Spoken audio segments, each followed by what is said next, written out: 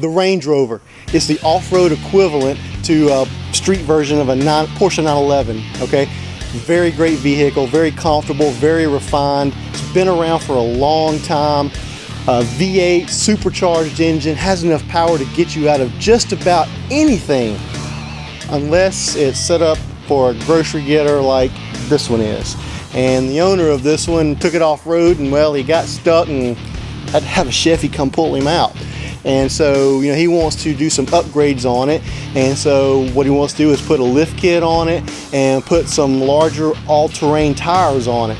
Well, that's all good, but there's not much information out there about them. So what we're going to do is we're going to kind of show you what to do with these Range Rovers. So first thing we're going to do is I'm going to get this thing on the lift, get these wheels and tires off of it, take them down, have them swapped out, get the all-terrain tires put on it, and then Frank is going to show you how to do the suspension lift kit on a Range Rover.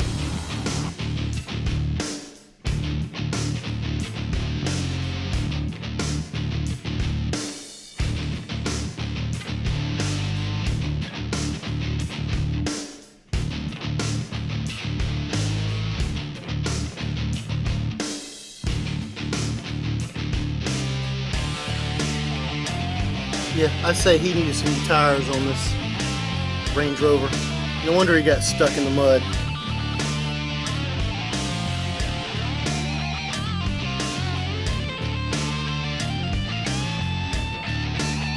Alright, now that I got those ugly wheels and tires off, well actually the tires more than anything. Yes, yeah, those are worn. Frank here is going to show us how to do a lift kit on a Range Rover. So Frank, where's all your stuff at? Well, we're going to leave the control arms and everything on the car as is, and this is all the lift kit consists of. And what this does, this replaces... Whoa. That's all that it consists of? That's it. This little bag of plastic rods. How much are you going to lift it? 2.5 inches actually. With that? Yes, to clear those nice new meaty BF Goodrich tires. Now on the Chevys and Fords and the Jeeps, you got to have all these big control arms and long springs and all that stuff. That's lifting a vehicle that is not equipped with E.A.S. suspension. Okay. An E.A.S. suspension, for all of you at home, what that stands for is electronic air suspension, which many Land Rovers and Range Rovers are equipped with. Alright, well, we're going to watch Frank do this, and what this does, this replaces the sensor arm on the E.A.S. system. So essentially what you're doing, you're fooling the computer to make the suspension think that it's at one height, when in actuality it's at another. So let's get to it. Alright, well, let's watch him. So this is the arm right here that the electronic air suspension uses to read the height setting on the vehicle and accesses all of the off-road functions and the software associated with it, so that it can control wheel spin, whether you want traction control or not. Turn that off. You can go into mud rut mode, sand mode, rock mode, you know, any kind of mode you can think of off-road with these vehicles. And a lot of people don't know that, because a lot of times you see these, there's soccer moms driving them up at the grocery store, and there's a lot more to these vehicles that we're going to unlock. So what we're going to do is we're going to take the old arm off of the E.A.S. sensor, which is right here. It has this bushing that is inside of this plastic arm, and what we've done, we've taken a little bit of lubricant sprayed on here, and that way we can go ahead and pop it off and put our new suspension arms on there. So let's get to it.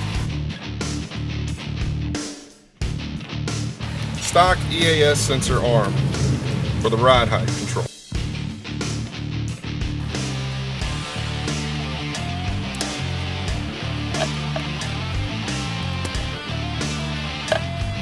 All right. Now we're going to go get the other three taken care of. Now if you're planning on running larger size tires like many Range Rover enthusiasts do, to go off-road, camping, adventures, or whatever you may be up to, it's important to have this lift to make sure that you can properly clear the tires so that you do not end up eating up your fender wells, tearing up something else that's rather expensive on these vehicles.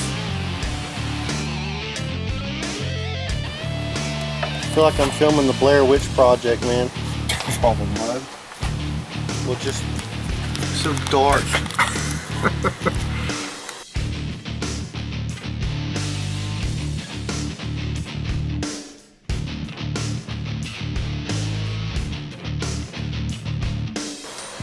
I'm glad he's doing this and not me, because those wheels and tires are about 50, 75 pounds a piece. I don't know, but they're heavy because it went big. Definitely not Porsche.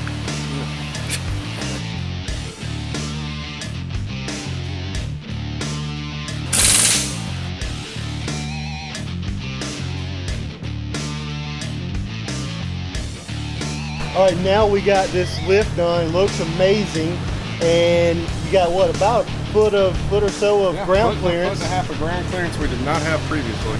Okay, and so what Frank's going to do is Frank's going to take it and go off road with it. So stay tuned. Join us. So we're going to go test out the new setup with the new suspension and the new tires. So for our next episode, go ahead, hit subscribe, and come back and join us, and we'll show you what happens when Frank takes it off road again. Maybe this time he won't have to have a Chevy pull him out of the mud. Yeah, hopefully we'll be pulling Chevys out of the mud. All right, we'll see you next time. Keep spreading the good news.